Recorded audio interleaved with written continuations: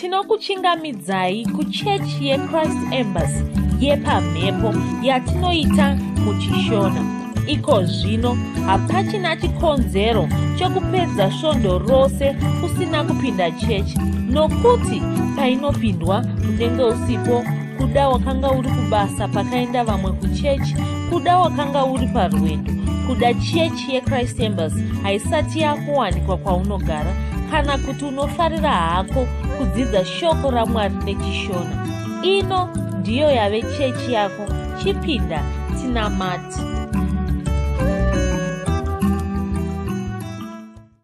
Tinokuchingamidzai kuchechi yedu yeChrist Embassy Yepamhepo yatinoita muChishona.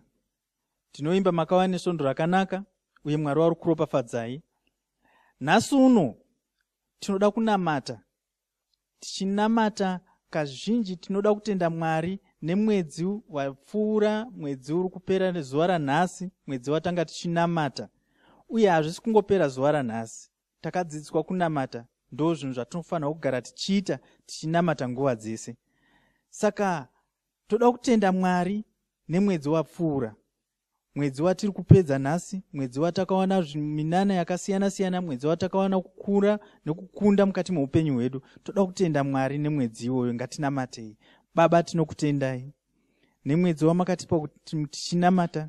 Tinoziva makamuchitinzwa minamato yese yatakaita mukati meupenyu hwedu, minamato mukati memhuri dzedu, minamato mukati memabasa edu, minamato mukati menyika yedu. Tinokutendai Baba nokuti makati munenge makateerera kunzwa minamato yedu. Saka tinoziva kuti mhinduro dzedu dziri kuuya mune zvakasiyana siyana, mumari dzedu, mamiriro enyika, mumatongerwo enyika, mumabasa edu. Tinokutendai Baba nokuti makatinzwa, uye tinokutendai nerudo rwenyu muzita raIshe Jesu Kristu. Haleluya. Toda kutenda zvemwari mabasa avari kutiitira nhasi uno.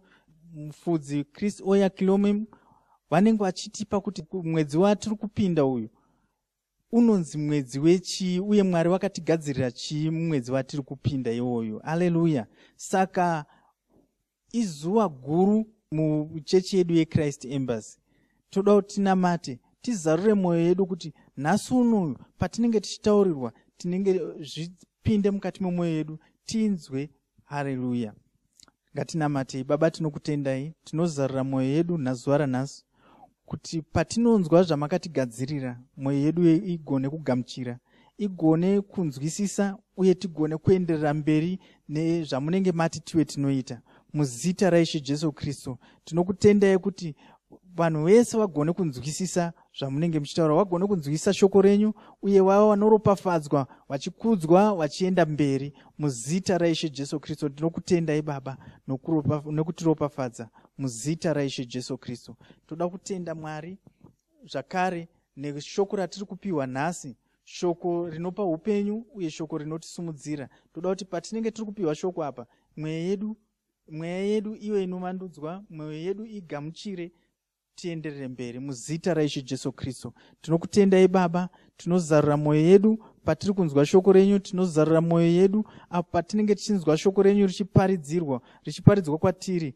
nokuti muri kutisumudzira, muri kutiendesera mberi, uye muri kutipa chiedza. Muzita raIshe Jesu Kristu hatirambe tiri zvatakanga tiri, asi kuti tatoshanduka. Muzita raIshe Jesu Kristu. Riboba bashaka remoko zotori maraboba parimo zotoria baka shikeria boko zotoria maka santa ramo shikeria moko zotoria maka santa raboba bashika. Haleluya.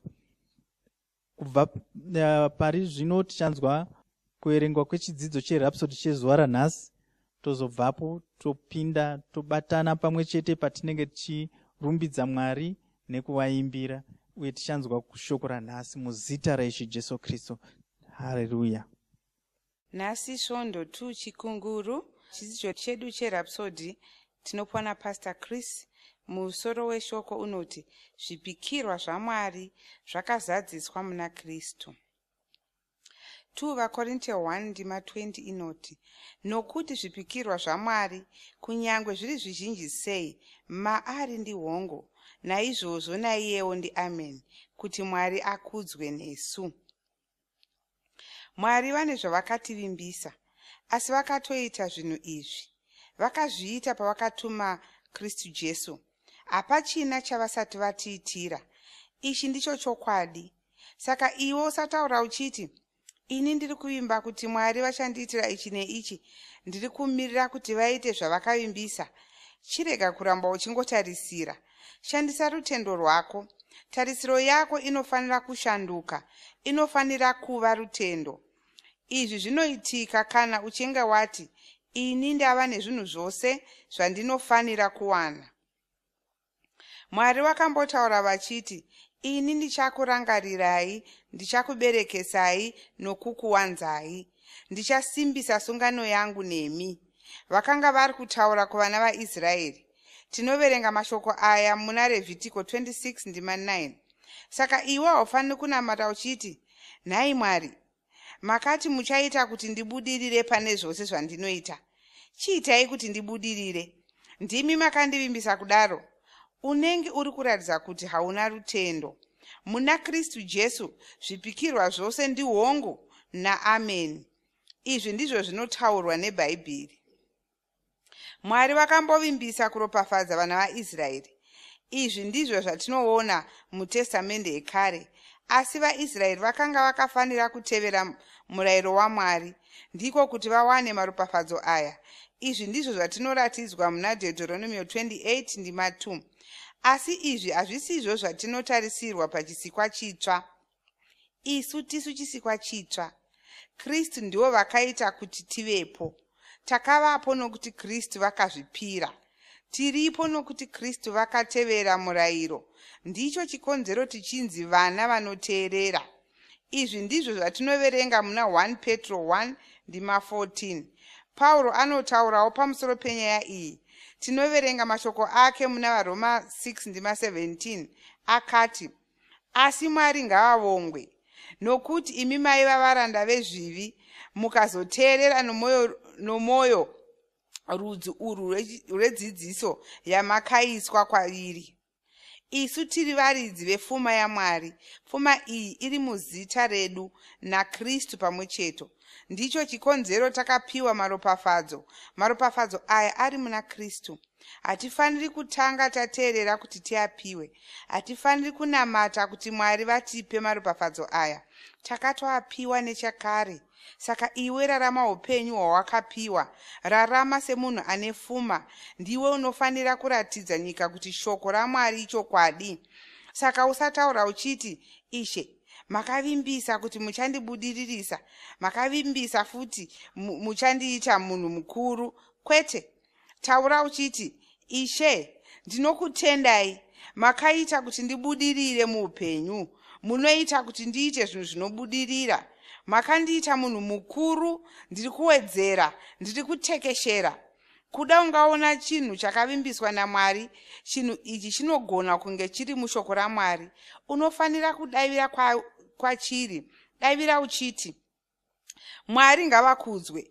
Ini ndiri muna Kristu Jesu. Saka chinhu ichi ndechangu, chakaiswa muna Kristu, chakaiswa kuti ndigone kuchitora. Mwari ngavaropafadzwe. Haleluya. Namata mumashure mangu uchiti, Ishe vanondida, ndinokutendai. Shoko renyu ravhura meso angu nhasi. Randiratidza kuti makatoita zvose zvamakavimbisa.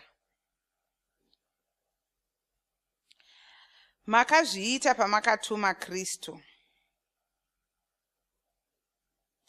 Saka zvinhu izvi zviri muna Kristu. Zvino ini ndiri muna Kristu. Nokudaro ndakaropafadzwa. Ndinoparidza kuti rutendo rwangu ruri kushanda. Ndakagutsikana muupenyu hwangu. Muzita raJesu. Amen. Dzimwe ndima dzinotsigira chidzidzo chanhasi ndedzinoti vaKorose 2:10 naJohani 19:30. Mwari wakuropafadzei.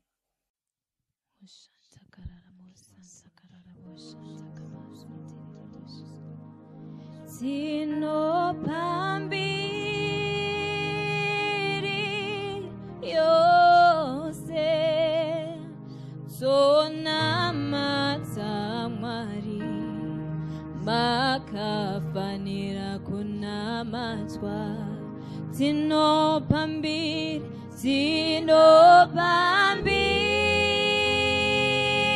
tinopambiri yose sonamata Mwari makafanira kunamatwa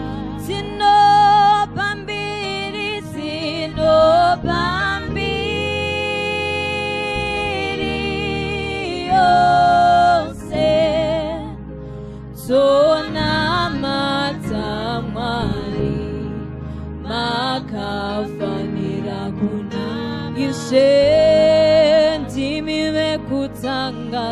ndimiwe kutanga nekuguma sonamata Mwari makafanira kuna ndimiwe kutanga nekuguma sonamata Mwari makafanira kuna tinopambiri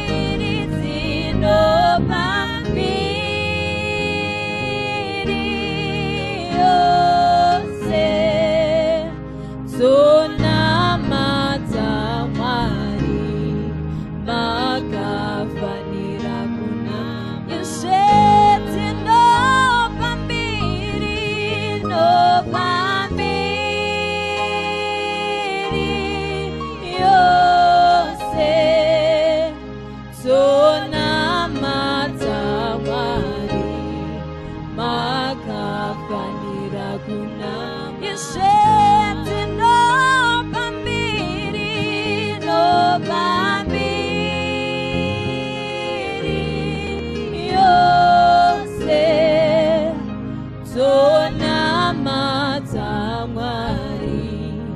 makafanira kuna yose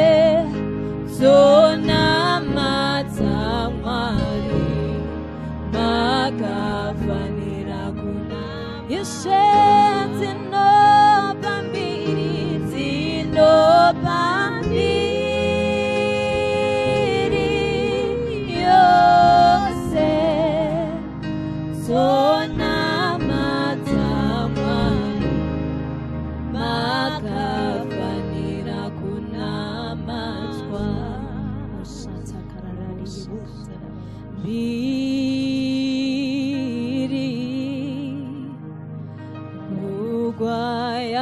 Ugwayana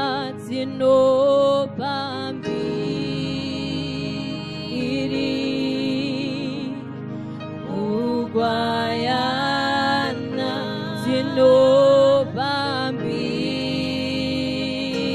tinopambiri Ugwayana ramwa Ugwayana ramwari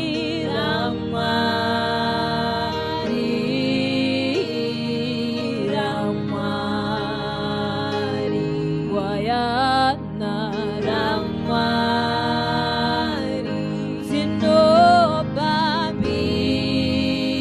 tinopambiri yose Ugwayana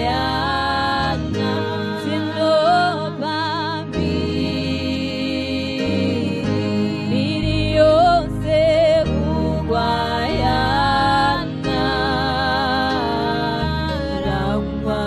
ramwari Ugwayana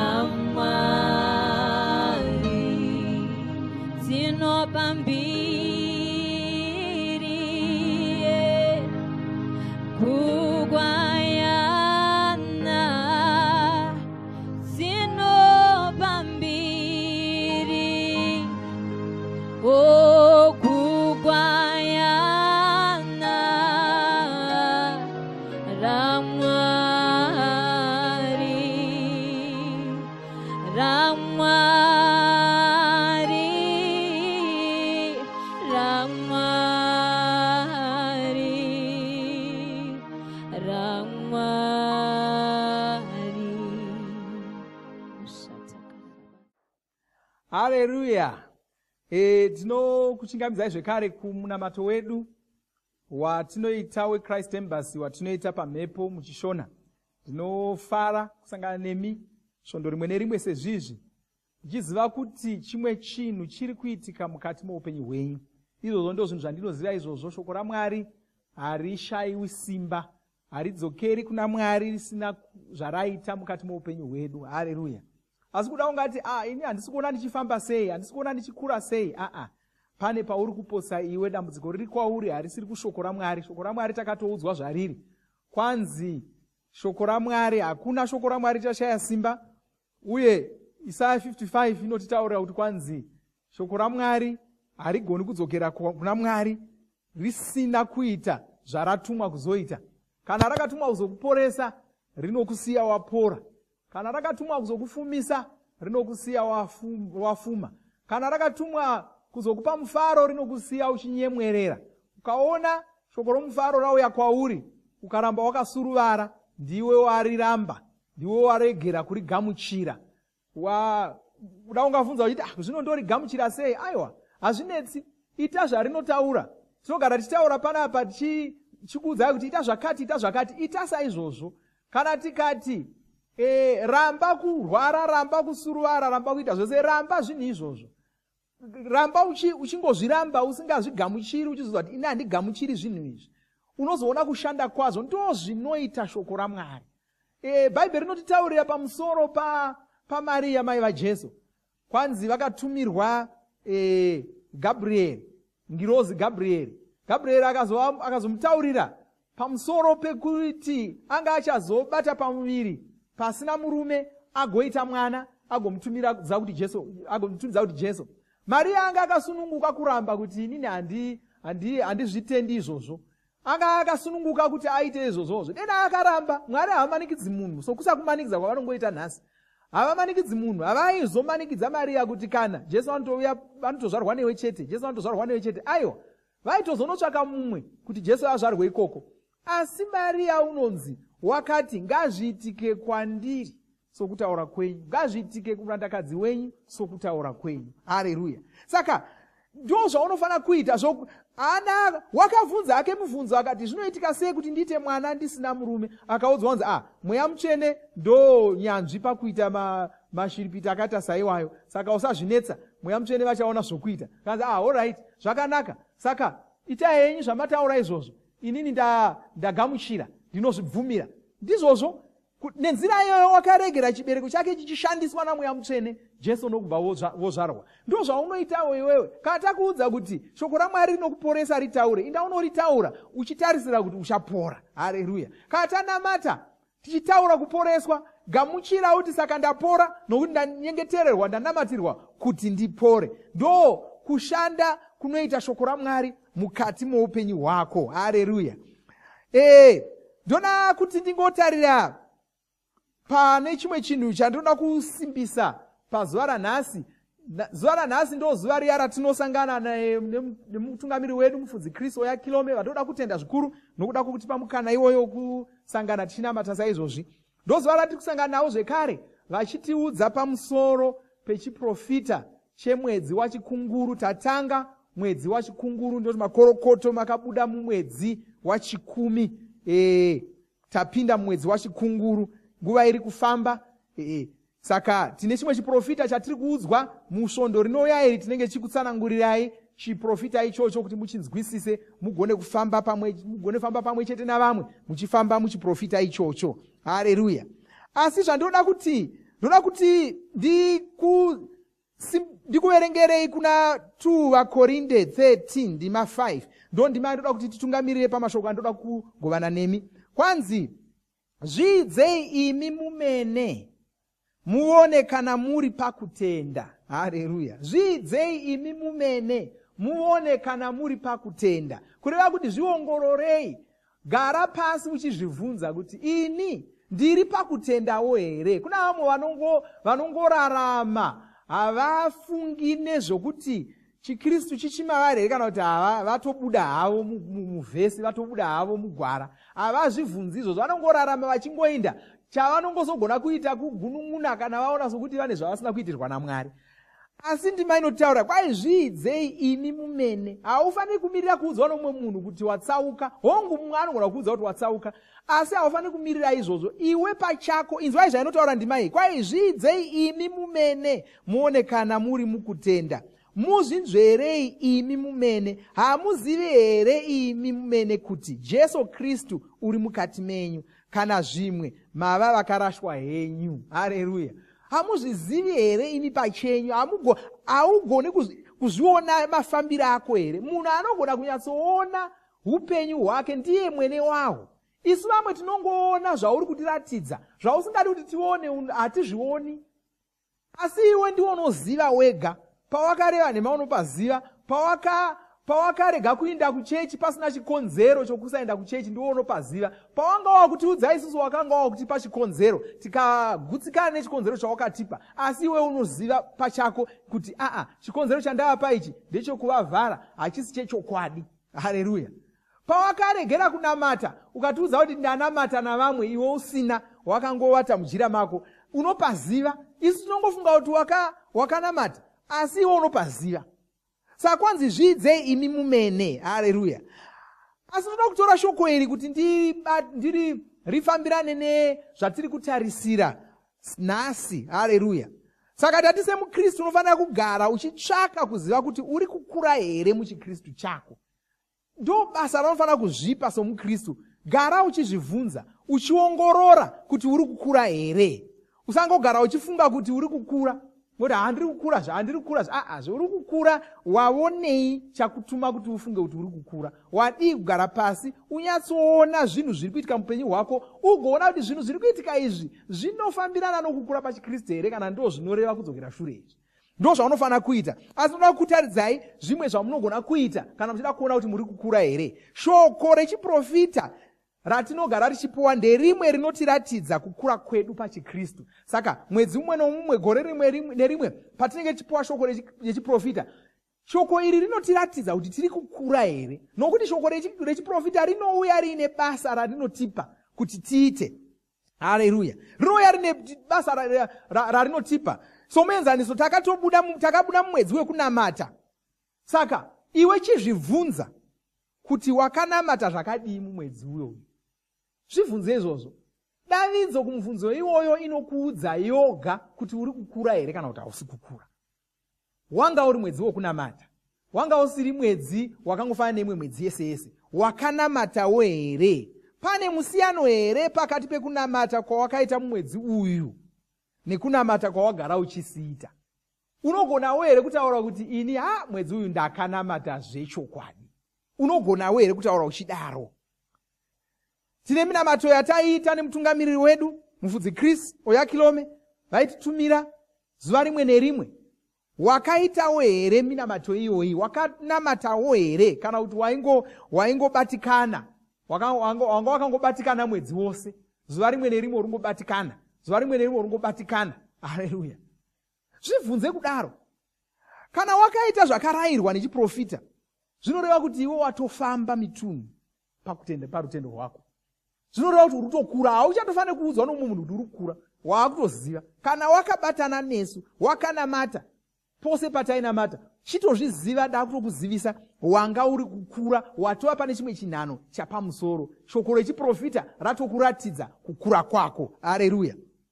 Saka kana zvirizvo zvawanga uchiita, chifamba wakadaro. Asi kana zvisizvo zvawanga uchiita, ndakukukoka iko zvino kuti ongorora upenyu hwako, gadzirisa nzira dzako. Taakupinda mune mumwe mwedzi wachikunguru. Tine rimwe shoko rechiprofita riri kuuyazve. chirega kupedza chikunguru wese uchingodarikwa neshoko irori, nokuti kana uri kungodarikwa kudaro zvinoreva kuti hausi kukura muchikristu chako. Haleluya. Saka chigadzirira kuwedzera kukura mumwedzi uno, patinongokuudza shoko rechiprofita kuti riri kutituma kuita zvipi zvacho, chipinda mugwara rezvinhu zvatiri kurayirwa kuita izvozvo, wochitanga kufamba nazvo, ndokuti uzive kuti somukristu uri kukura. Panozopera gore taita mwedzi 12 uchingotevedzera zvose zvanga zviri kutaurwa mwedzi umwe noumwe, unenge watokura, chikristu chako chiri kutofambira mberi. Zvinhu zvauchasangana nazvo somukristu uchatoona zvichitanga kushanduka. Haleluya. Amen. Ndinovimba kuti manzwisisa nyaya iyoyi, ndoda kukurudzirai kuti mufambe nedziso iyoyi. Takavimbisa zvekare kuti zuva ranhasi ndo munamato wedu, ndo svondo yedu yesungano. Haleluya. Ndo svondo yedu yesungano. Tikati sungano chiko? Sungano yedu senhengo dzekereke ino yeChrist Embassy. Sungano yedu iri pakufambisa vhangeri. Ndo pane chisungo chedu, ndo pane mawirirano edu, ndo zvinotisanganisa izvozvo zvokufambisa vhangeri. Tikati tinorifambisa vhangeri iri sei? Tinofambisa vhangeri iri zvikuru sei? Tichishandisa ufumi hwedu, tichishandisa mari dzedu. Saka ndinovimba kuti wagadzirira mari yaunoda kupa, yaunoda kupa kubetsera kufamba kwevhangeri, kufambiswa kwevhangeri. Saka ndinokurudziraiko zvino, ipa regai ndikurangaridzei zvekare nzira yatinoshandisa kupa mari iyoyi. Kana une ecocash, rova nhare dzinoti *151 *2 *5 *58225 hash, wotevera zvinotaurwa neecocash ipapo. Saka ipa mari yako yesungano, wopawo pamwe chete nemari yako yemupiro. Haleluya. Zvimwe zvatakakuimbisai zvekare, takati muChrist Embassy svondo yekutanga kwomwedzi woga woga tinosangana tichidya chidya muviri waKristu nokunwa ropa rake. Ndo zvatoda kuita iko zvino. Regai tibve tangomhanya kupinda mune zvo. Regai ndikuverengerei shoko raMwari rinotitungamirira pakudya chidyo ichochi. 1 Vakorinde 11 ndima 23, kwanzi nokuti ini ndakagamuchira kunashe icho chandakakupaivo, kuti Ishe Jesu nousiku hwaakapandukirwa wakatora chingwa, akati avonga akachimedura, akati, torai mudye, ichi ndiwo muviri wangu unomedurirwa imi, itai izvi muchindirangarira. Haleluya. Saka ndoda kuti titore chingwa ichochi.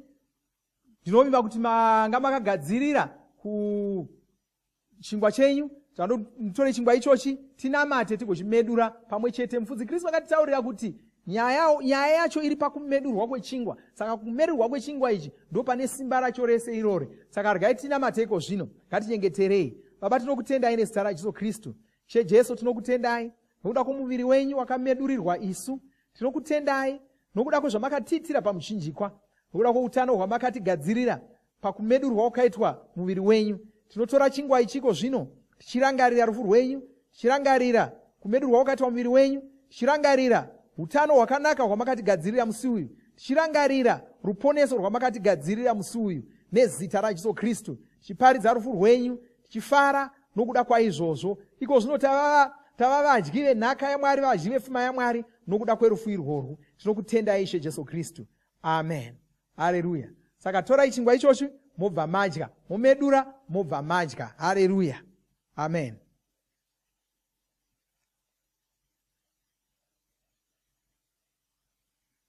Pandima 25, kwanzi saizvozvowo wakati apedza kurayira, akatora mukombe akati, mukombe uyu ndiyo sungano itsva muropa rangu, itai izvi nguva dzose kana muchinwa muchindirangarira. Nokuti nguva dzose kana muchidya chingwa ichi kana kunwa mukombe uyu munoparidza rufu rwaShe kusvikira achiuya. Haleluya. Katoda kuti titore mukombe iwoyo. Haleluya. Ngatinamatei. Baba, tinokutendai. Jesu Kristu, tinokutendai nokuda kweropa renyu rakadeurwa pamuchinjikwa kuitira kusukwa kwezvivi zvedu. tinogamuchira kusukwa kwezvivi izvozvi. Tinokutendai nokutichenesa nokuda kweropa irori makaita kuti tikodzere kuti tive vana vaMwari tizvagwe patsva. Zvino nhasi tazvarwa patsva, tava vana vaMwari, tava kunzi vana vaMwari, tava nekodzero mumambo hwaMwari, kodzero dzoutano hwakanaka, dzomufaro, dzokubudirira. Takurarama upenyu hwokudenga tiri pano panyika. Sezvamakaita imi Jesu muri kudenga, ndozvatakaita tiri pano panyika. Tinokutendai nokuda kwemufaro watinowana nokuda kwaizvozvo muzita raJesu Kristu. Tava vakundi nokupfurikidza, tava vakundi vakakunda vakapedza muzita raJesu Kristu. Hatichina zvinotinetsa muupenyu muzita raJesu Kristu. Amen. Haleluya. Zvakanaka, ngatitorei mukombe iwoyu tichitenda Mwari. Paunopedza kutora mukombe iwoyu kuti ngotora chinguva chidiki chokutenda Mwari. Haleluya.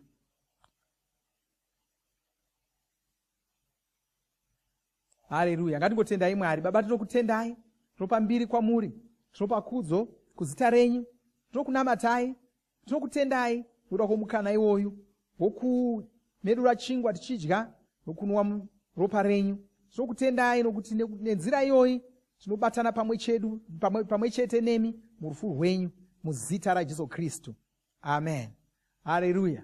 Rega ndikunamatireko zvino ndisati ndavhara munamato wanhasi, taura chikomborero pamusoro pomupenyu hwako nezita raJesu Kristu. Ndinonamata iko zvino ndichinyengeterera mumwe nomumwe wabatana neni pamunamato uno wezuva ranhasi.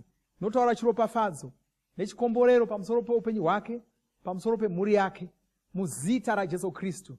Ndinotaura rugare rusinganzwisiswi nepfungwa dzevanhu, rugare runoshamisa mukati memusha mumwe nomumwe nezita raJesu Kristu. Satani, ndinomisa mabasa ako mumhuri dzevanhu vatinonamata navo pachechi ino nezita raJesu Kristu. Ndinomisa urwere, ndinonyengeterera mumwe nomumwe mumhuri idzodzi asinganzwi zvakanaka. Ndinotaura kuporeswa kwake muzita raJesu Kristu. Anosunungurwa kubva pazvirwere izvozvo nezita raJesu Kristu. Mhuri idzodzi hadzicharambi dziri mudambudziko rokuchengeta nokurera urwere muzita raJesu Kristu, asi panova neshanduko, panova nomufaro muimba imwe neimwe nezita raJesu Kristu. Baba, ndinokutendai. Amen. Haleluya. Haleluya. Zvakanakai, ndinofara kuti tagona kusangana pamwe chete tichinamata. Tosangana zvakare pasvondo rinouya tichinamata pamwe chete. Muchava nesvondo rakanaka. Zvinhu zvese zvamuchaita musvondo rino zvichabudirira, zvichafamba nomufaro. Mwari vakuropafadzei. Amen. Mashoko eupenyu auya mutauro